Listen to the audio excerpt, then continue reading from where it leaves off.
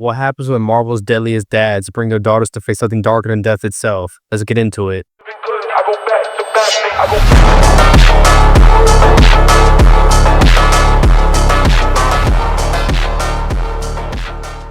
To start off the issue, we're in the outskirts of Symkaria, where a terrified family is boarding up their house, desperately trying to keep out the shadows that haunt the night. The father whispers to his wife that he heard the shadows only come for the children now. She replies with determination. They will come, but they won't take hours so easily. Their young boy Julian appears. The mother gently tells him to go to his room, warning that it's not safe. The father quickly adds, "Stay away from the windows." Suddenly, a sound pierces the tense silence, drawing the parents' attention. The mother hurries Julian to bed while the father grabs an axe, preparing for whatever's about to break in. Two shadowy figures soon appear at the doorway. One says, "Defiance masks as bravery," while the other follows, "Admirable, but foolish. The king must have his way." The father snarls, "Get out of my head," and charges, only to be run through by a blade. The wife fears the attack. She becomes the final line of defense and meets the same fate as the father. Julian, now crying, hears the last sound of his mother's voice. Though the door is blocked, the shadow whispers from the other side, asking him to let them in. When there's no answer, the door bursts open, furniture and all, as if it carried no weight. The shadow enters calmly, speaking in a soothing tone. "Don't cry, we're not here to hurt you." With fear in his eyes and in a trembling voice, Julian asks why they offed his parents. The shadow replies, "You don't understand, but would you like to?" Julian responds with a yes as he reaches out his hand. Pleased, the shadow responds, "He'll be so very pleased to meet you, Julian," as will the rest of his royal court.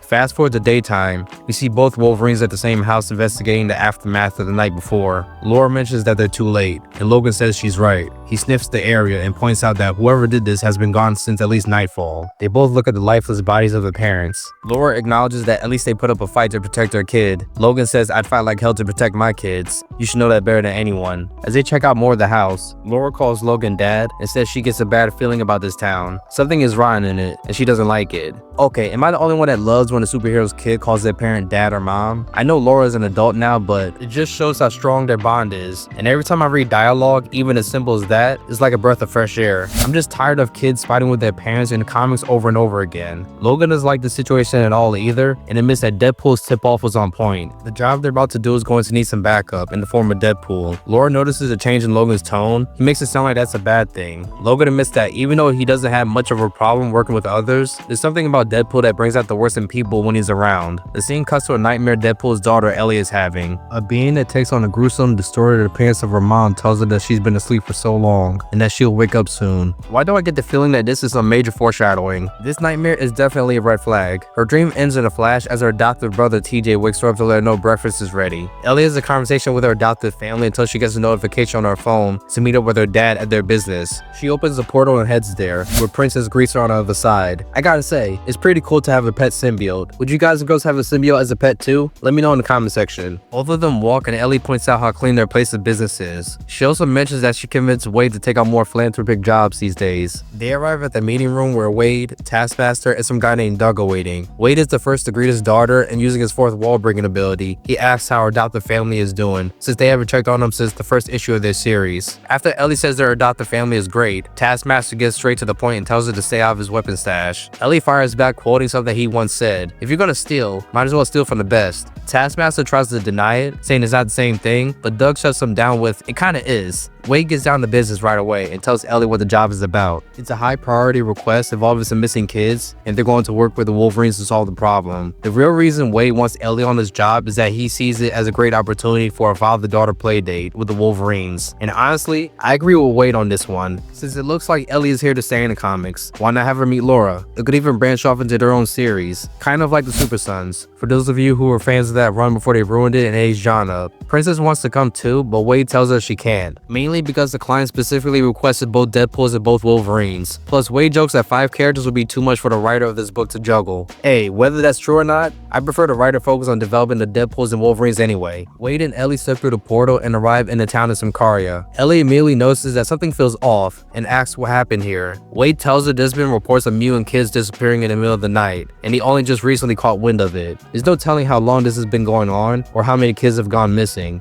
Well, that does kind of explain why Logan and Laura are here. Ellie asks Wade if the kids had powers like hers. Wade replies that it's a bit unclear, but so far there were signs of teleportation and dark force energy. There were also some mentions of shadow manipulation and conjuration. It's obvious the writer fell into a wiki hole. Ellie doesn't really know what he means by that, but she knows it sounds bad. Okay, I don't read the Deadpool comics, but I know Ellie's been around for a while. Part of me kind of wondered if she has her dad's fourth wall breaking ability, but she doesn't sadly. Maybe it'll develop over time, who knows? But anyways, Wade tells her that's exactly why they're here, to help. He knows from experience that mutant kids are often society's most vulnerable population. As they examine the leftover debris, Ellie, just like Laura earlier, points out that the parents of these kids put up quite a fight. Wade agrees. He tells her that most parents do. They use everything within their power to protect their kids, even if it costs them their lives. It looks like that was the case here, as they weren't lucky enough to have a healing factor. The Wolverines appear above the Deadpools, and Laura probably shouldn't have said this, but she did. Asks, who's the short stack? Aiming the question right at Ellie. Ellie's quick with the comeback.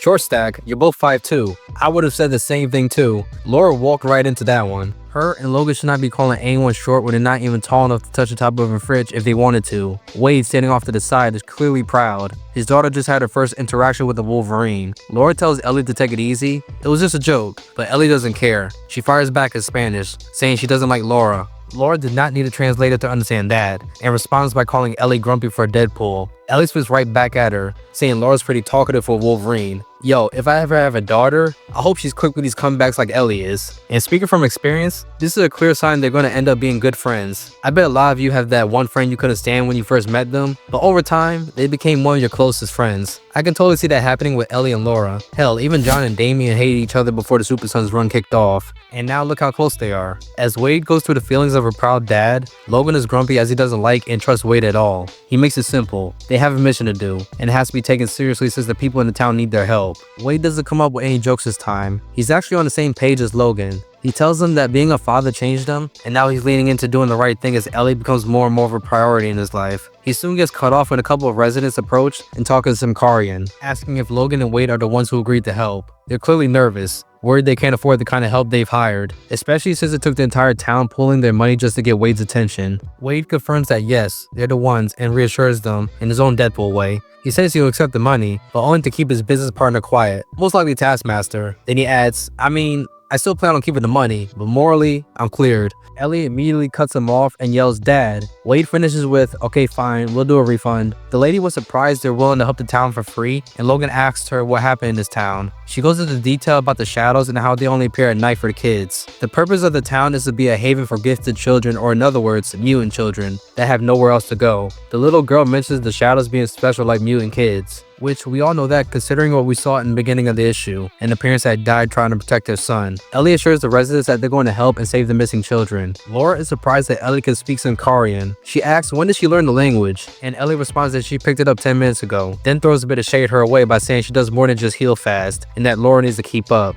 Laura tries to fire back, but not as good as Ellie, saying she forgot how annoying little sisters could be. Speaking of little sisters, where's Gabby? It would've been cool for her to meet Ellie too. They should be around the same age. Hopefully, fingers crossed, they'll eventually meet. Logan comes up with an idea and tells Laura to stay with Ellie while he and Wade survey the woods surrounding the town, since his tracking skills are better. Laura asks why she has to stay with Ellie, and Logan tells her that they can learn something from each other. Laura is so confused and asks what she could possibly learn from Ellie, but Logan leaves it ambiguous and tells her that that's for them to figure out. Wade, meanwhile, is off to the side crying, so proud to see the girls in their first Deadpool and Wolverine team up. Before leaving, Logan tells them that they've got this, that they can't possibly be worse than their dads. After they left, Ellie wonders what to do now, and Laura decides to start investigating the town to learn more about whatever threat they're dealing with. Okay, I really love this moment here. Wade asks Logan something very personal. Logan thought it was going to be some BS, but Wade kept it 100. He asks, how does Logan do the whole being a dad to a super kid thing? He reveals a bit of his vulnerability to Logan, saying he's faced a lot, and even died doing it, but nothing comes close to his fear of losing Ellie, except maybe disappointing her, which is real. I'm not a parent, but it's very real that every parent that cares for their offspring has those fears Wade just described. Logan is surprised and admits Wade is right. Parenting is scary, even for superheroes who've been through hell like them. He says you'll never doubt yourself more and starts listing the usual questions every parent asks themselves. Am I making the right call? Am I doing right by my kids? Will they end up like me?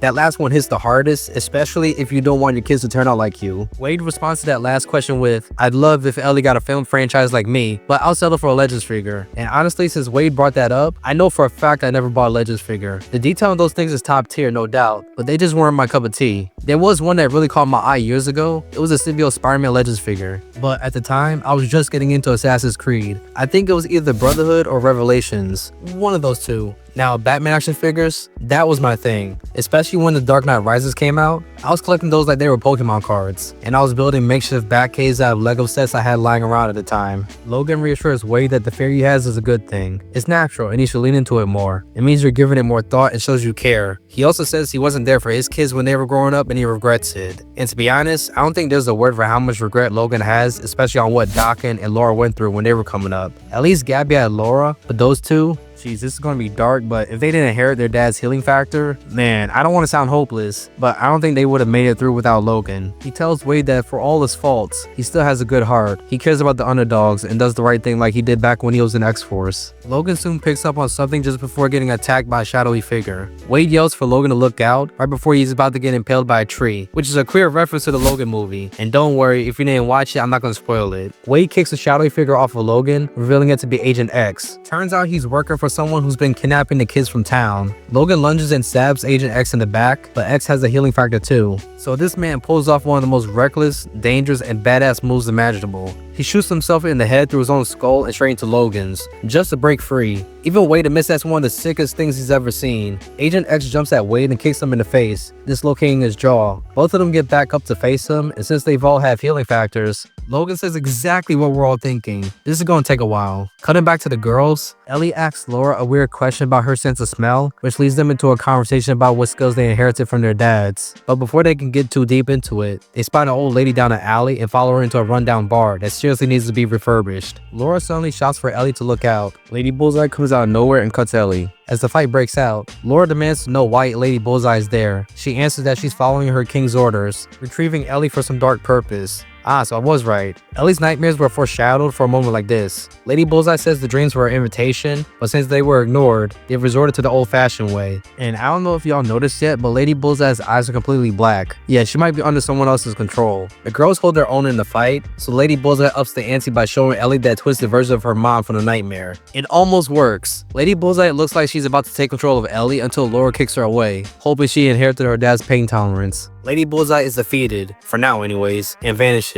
Back in the woods, Logan notices Wade is getting sloppier than usual. Wade admits his healing factor ain't what it used to be. So as a temporary solution, Logan tells Wade to stay behind him. He's not about to let Wade die on him. Just as they brace for another round with Agent X, Lady Bullseye reappears and takes X with her before vanishing. Logan immediately senses something is wrong. He races back to town with Wade after catching the scent of both Ellie and Laura's blood on Lady Bullseye. On the final page of the issue, Lady Bullseye begs for forgiveness from her master, thinking she and X failed their mission, but the mysterious figure tells her not to worry. Just because they failed doesn't mean they weren't successful. She did manage to test the body of their potential host. Okay, why do I get the feeling this potential host is Ellie? The shadowy figure finally steps into view, revealing himself as a Shadow King. In front of him are all the missing children. Whether they're alive or not, that remains unknown. And that's how issue 1 ends. Moving on to issue 2. Issue 2 starts off with Laura and Ellie. Ellie is a bit pissed at Laura for stabbing her in the last issue, and Laura tries to tell her that she's sorry, but she had to do it. Plus, she didn't hit any vital organs, so that's a good sign. Ellie still doesn't feel better though, and mentions her healing factor isn't as good as what it used to be, due to her sacrificing a part of it to resurrect Wade. Both Logan and Wade come in to check on their daughters, and they can tell they were in a fight as well. Ellie tells her dad Laura stabbed her,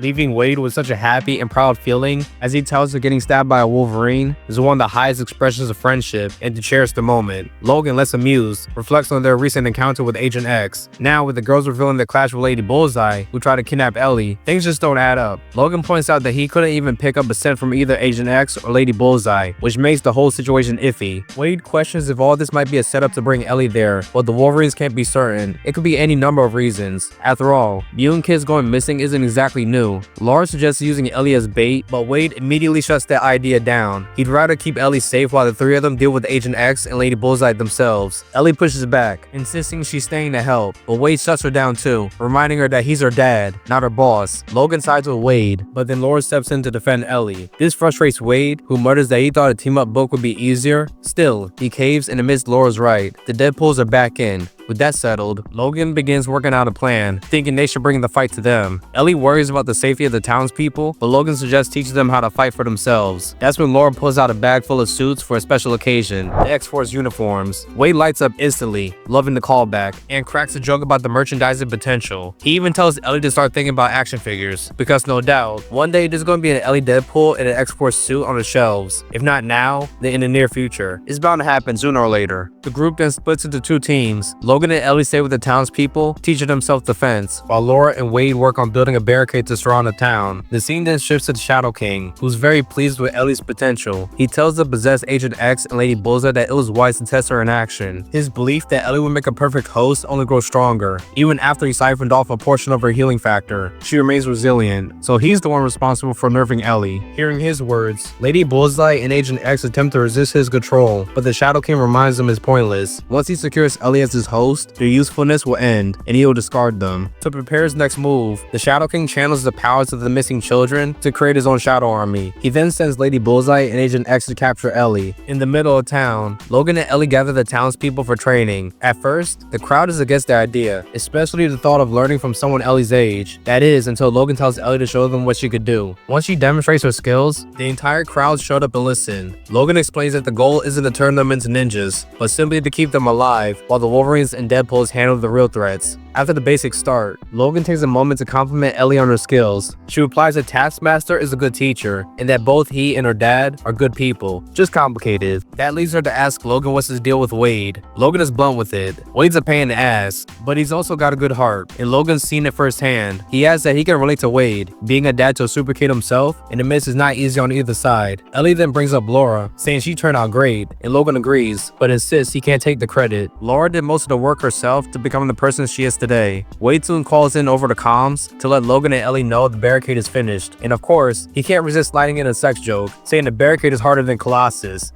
and that's freaking wild, especially since Ellie immediately yells that they're on an open line. Wade just goes, "Alright." Logan quickly reminds everyone that comms are off limits, unless one of the teams actually needs help, since nightfall is coming soon. But you can always count on Wade to cut through the tension. He chimes in, "But Logan, I'll always need you." Logan's had enough and signs off the line. Afterward, he tells Ellie not to grow up to be like her dad. Ellie fires back, saying she won't. She'll be even more annoying. And you could tell, hearing that response from Ellie, Logan is so annoyed right now. But by the time it's dark, Lady Bullseye and Agent X are watching from a distance, ready to make their move. At the barricade, Wade and Laura are on watch. Wade admits that she's way more fun than her dad, but Laura shoots back, pointing out that Wade is actually pretty uptight himself, which is probably the price of having a daughter who's a handful, leading to Wade dropping some honesty, admitting that while she and Ellie may have healing factors, that doesn't make it any easier watching them get hurt as a parent. Suddenly, Lady Bullseye ambushes from above, while a shadow soldier distracts Laura. Lady Bullseye slashes across Wade's face, but he manages to toss out a flashbang, his way of alerting Logan and Ellie across town that the real fighters arrived. But Logan and Ellie got some problems of their own, as Agent X steps out of a portal right behind Ellie, blindsiding her with a hit. He follows up by blasting Logan with an RPG, taking him out of the fight and leaving Ellie to stand on her own. Ellie ducks for cover, pulling out Taskmaster's shield to stun Agent X. Realizing her training came from Taskmaster, Agent X puts her skills to the test, and the fight doesn't last long at all. He overwhelms her, giving the Shadow King the perfect opportunity to finally possess Ellie. Cutting back to Laura and Wade, the two of them manage to beat Lady Bullseye. Wade even goes as far as marking her face, letting readers like us know she's knocked out, and pointing out that she's too good of a character to offer in a miniseries like this. Honestly,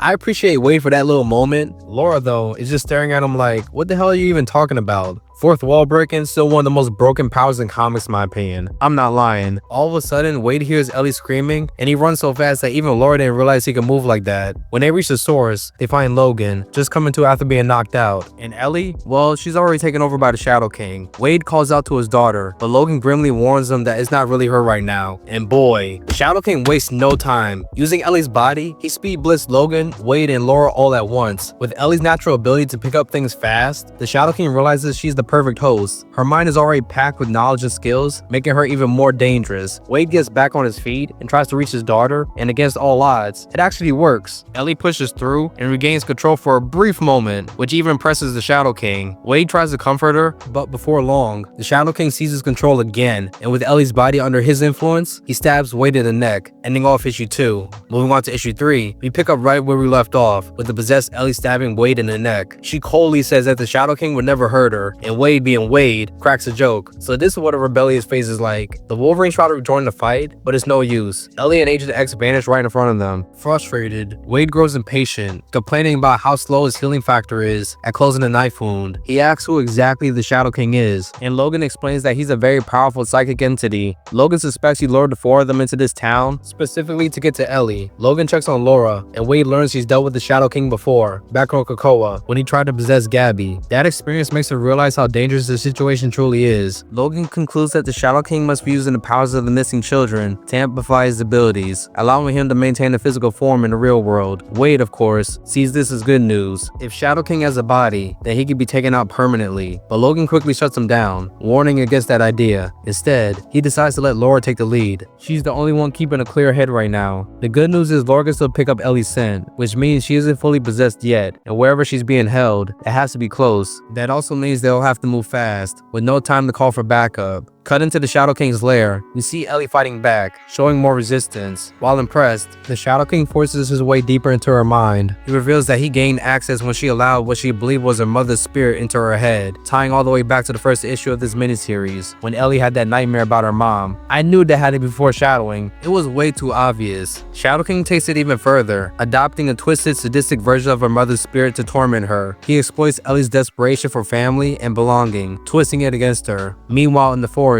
Wade, Logan, and Laura nearly hit a dead end while tracking Ellie. That's when Wade suddenly experiences a fragment of what Ellie's going through because of a psychic link they share. And if you're wondering how that's possible, it ties back to Deadpool issue 9, 2024. Along with being the issue where Ellie sacrificed part of her healing factor to bring Wade back to life, it also tied everything together, like Ellie seeing what she thought was her mother's spirit. By the end of that issue, we now know it was the Shadow King manipulating her the whole time. Wade figures Ellie's trying to show him where she is, and he tells Logan they need to move now before it's too late. Meanwhile, the Shadow King explains exactly what we just covered, that Ellie appearing in the astral plane back then gave him the invitation he needed to possess her. Ellie keeps fighting back, and in the struggle, she realizes the Shadow King can be hurt in the astral plane. And right on time, Wade and the Wolverines crash the party. Wade dives straight at the Shadow King, while Logan and Laura take on Lady Bullseye and Agent X. When Wade realizes he can't physically hurt the Shadow King, he does one of the most batshit craziest things possible. Something that, honestly, I'd expect from him. He grabs Agent X and blows both of their brains out. I don't even think I could show that panel on YouTube due to how graphic it looks with all the brain splatter, but hey, it works. Wade enters the astral plane, where he joins his daughter to help her fight the Shadow King. Using pure imagination, Wade summons a pair of swords and starts slashing away at the Shadow King to free Ellie. Ellie asks how he even got there and what this place is supposed to be. Wade just brushes it off, explaining that comics are fuzzy about stuff like this, so it's better to just call it Limbo. And honestly, that works even though there's already another place called Limbo. It keeps it simple for them and for us readers too. With her dad at her side, Ellie imagines her own sword and charges at the Shadow King, but her attacks don't do nothing to him. They're gonna need more help if they want to take down this dark entity. Cutting back to the Wolverines, they check on the missing kids and notice something strange on the back of each of their necks. Laura looks at Logan and says, "This is gonna hurt, isn't it?" Logan replies, "Like you wouldn't believe." Both of them get electrocuted while trying to free the children, but it works. The Shadow King's connection to the kids are severed, weakening him. Suddenly, Ellie's mother, Carmelita, appears in the astral plane, finally free of the Shadow King's control, and joins the fight to help the Deadpools defeat him. And let me just say, I was so happy her name finally got revealed here. I was starting to get tired of calling her Ellie's mom, and I'll admit, I didn't feel like doing the research to look it up earlier. Yeah, I know, lazy on my part. I take accountability for that one. Carmelita urges that she has to get Wade and Ellie out of the astral plane before the Shadow King returns. She helps them remove their psychic limiters, allowing their healing factors to fully return to normal, but Wade doesn't want to let her go. He has so much to say, so much to apologize for, mainly for not being there when she needed him. Before he can go any further, Carmelita stops him. She tells him he was exactly where he needed to be, and that he'll always be a part of her life. As her final goodbye, she tells Wade and Ellie to live again, and just like that, they both wake up back in the physical world, with the Wolverines there to welcome them back. Logan calls out Wade for how reckless it was to blow his own brains out. Wade just shrugs it off with, "It worked, damn it," and he's not wrong. Lady Bullseye, Agent X, and the kids are all free from the Shadow King's influence. By the next day, the Wolverines and Deadpools bring the kids back to town, and the whole community celebrates. Logan tells Wade that he he did good, raising one hell of a daughter, then adds, just don't F it up. Wade actually takes the moment seriously, thanking Logan in return for the advice he gave back in issue 1. As Logan and Wade shake hands, Ellie hugs Laura. Laura softens and apologizes for being so hard on her, admitting that Ellie reminds her a lot of Gabby. On the final page, the Wolverines take their leave, but Ellie reveals she's gained a brand new power. Somehow, she inherited Wade's fourth wall breaking ability. You can tell by the different color in the speech bubbles when she cracks a line about how they'll probably see the Wolverines again in the next crossover event. Wade is shocked and proud at the same time that he got to witness his daughter's very first fourth wall break. Ellie asks if there's any way to turn it off, and Wade just grins, nah, not really. People will say otherwise, but everyone loves the Deadpool, ending off issue 3 in the finale of Wolverines and Deadpools.